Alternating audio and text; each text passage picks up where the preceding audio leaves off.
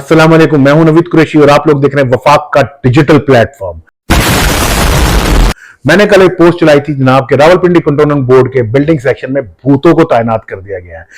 Oh my God!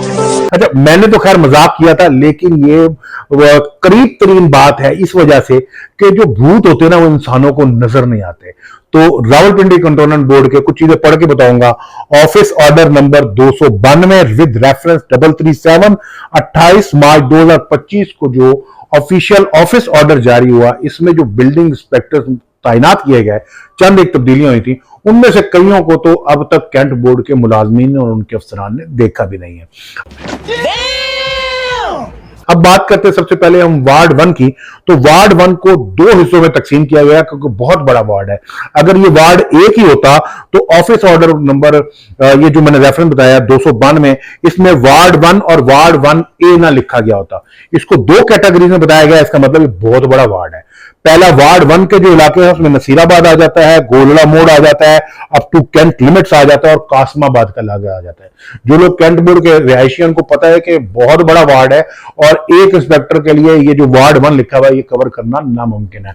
इसके बाद ward 1A जो आ जाता है उसमें जो इलाके आ जाते हैं उसमें है जी ब्रिटिश होम, बहुत बड़ी सोसाइटी है। आईजीपी रोड कासमाबाद आ जाएगा, लेफ्ट साइड इलाहाबाद वाली सारी आ जाएगी और Aliabad up to army limits आ जाएगा और इसी तरह थोड़े और इलाके हैं। इन दो इलाकों में दो बिल्डिंग इंस्पेक्टर होने चाहिए थे जो माजी में तैनात भी किए गए थे, लेकिन काफी अरसे में यहां पे एक ही दोस्त तैनात थे और उनको जो तब्दील करके इस वार्ड से किया गया भेजा गया।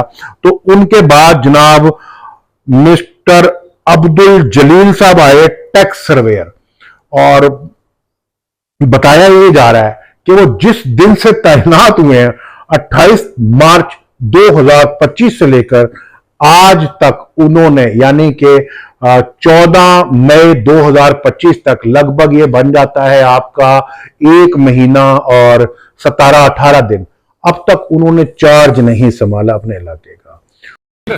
Hey, y'all, come look at this. और वो ये कहते हैं जी कि ये जो है ये छुट्टियों पे हैं।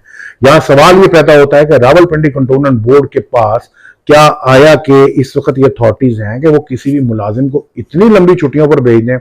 अब इसके बाद सवालों में से कई सवाल है, हम ज्यादा डिबेट्स में नहीं जाएंगे, लेकिन ग्राउंड रियलिटी है कि इतना बड़ा इलाका इस वक्त किसी को सुपरविजन में दिया गया। एक ऐसे बिल्डिंग इंस्पेक्टर जो इस वक्त दूसरे वार्ड में तैनात है और वो वार्ड भी इंतहाई अहमियत का हामिल है और वो अपने वार्ड से तवज्जो हटाते हैं तो वहां पर बाइलास की खिलाफ वर्जियां ऐन मुमकिन है। तो उनको वो अपना वार्ड भी कर रहे हैं और इतना बड़ा डबल इलाका जो कि दो बिल्डिंग इंस्पेक्टरों के पास होना चाहिए था वो ये भी देख रहे हैं। तो आने वाले दिनों में इस वार्ड में कितनी बाइलास की खिलाफ वर्जियां सामने आएंगी, ये एक लंबी डिबेट है। उसके बाद वैसे तो कई ऐसे बिल्डिंग इंस्पेक्टर हैं जो आना ही नहीं चाह रहे थे। हम बात करते हैं वार्ड 6 की। वार्ड 6 को भी इस ऑफिस ऑर्डर में दो जगह पे बताया गया है कि वार्ड 6-1 और 6A, यानी कि ये इतना बड़ा वार्ड है कि ये वार्ड एक बंदा कंट्रोल नहीं कर सकता। तो इस वार्ड में सबसे पहले जो इनको तैनात किया गया वो ताहिर शहजाद साहब हैं, लोअर डिविजनल क्लर्क हैं, LDC हैं। अच्छा, इनको वार्ड 6 में लगाया गया। इनके पास जो एरिया है वो लेफ्ट साइड टू कमालाबाद और गाजियाबाद और धमियाल रोड, बहुत बड़ा इलाका है। जो लोग कैंट बोर्ड के रहायशी हैं वो जानते हैं कि ये एक इलाका जो है इनके, अगर ये कंट्रोल कर लें ताहिर शहजाद साहब, तो मेरा ख्याल है कि उन्होंने जुए शीर लिया है। क्योंकि माजी में भी जब वार्ड 2 और वार्ड 9 में ये रहे थे तो इनके लिए काफी सारे मसाइल थे, क्योंकि बेचारे वैसे भी परेशान हाल हैं, फैमिली की तरफ से भी बताया गया है कि परेशानियों में घिरे रहते हैं। तो इनके लिए ये वार्ड कवर करना मुश्किल है। लेकिन इनके जो वार्ड मेट हैं, यानी इनके साथ वार्ड 6A में जो तैनात हुए हैं, वो भी 28 मार्च 2025 से अभी तक ड्यूटी पे नहीं आए। बल्कि लोग तो ये कहते हैं कि जनाब हमने जैनुल आबिदीन साहब को देखा ही नहीं है। ये कौन साहब है, कहां से आए हैं, कोई पता नहीं। और एरिया कितना बड़ा है, एरिया इनका है राजा बशारत साहब के घर से लेकर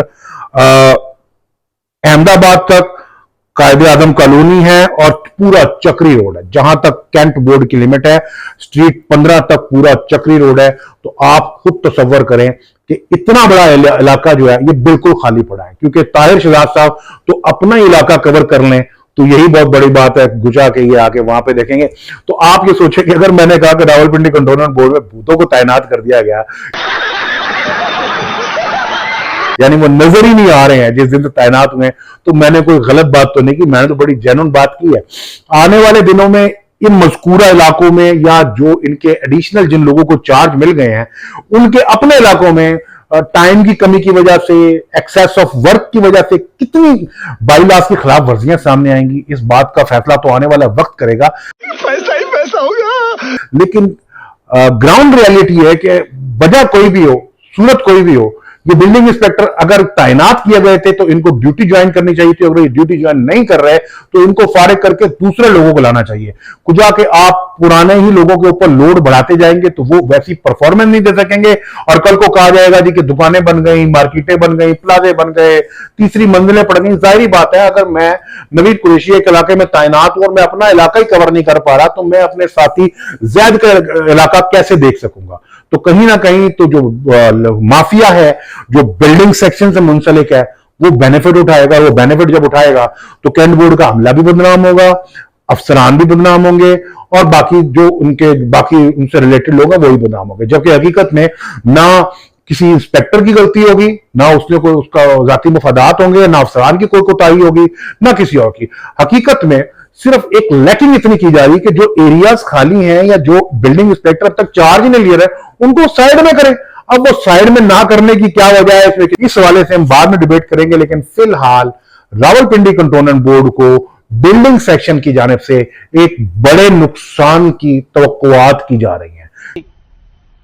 मजा आया क्योंकि ये सारे एरियाज जो हैं बहुत इंपॉर्टेंट हैं, और अगर यहां फौरी तौर पर मतलूबा क्वांटिटी में इंस्पेक्टर्स तैनात ना किए गए तो कैंट बोर्ड को भारी माली नुकसान उठाना पड़ेगा। अगर आप लोग इस किस्म की मालूमाती और मुनफरिद वीडियोस देखना चाहते हैं तो वफाक डिजिटल के social media platform YouTube, Facebook, TikTok और इंस्टाग्राम को फॉलो कर लें ताकि आप हमसे हमारे साथ जुड़े रहें। इसके साथ ही अपने दोस्त नवीद कुरैशी को इजाजत दीजिए। अल्लाह हाफिज। बड़ा हरामी हो बेटा।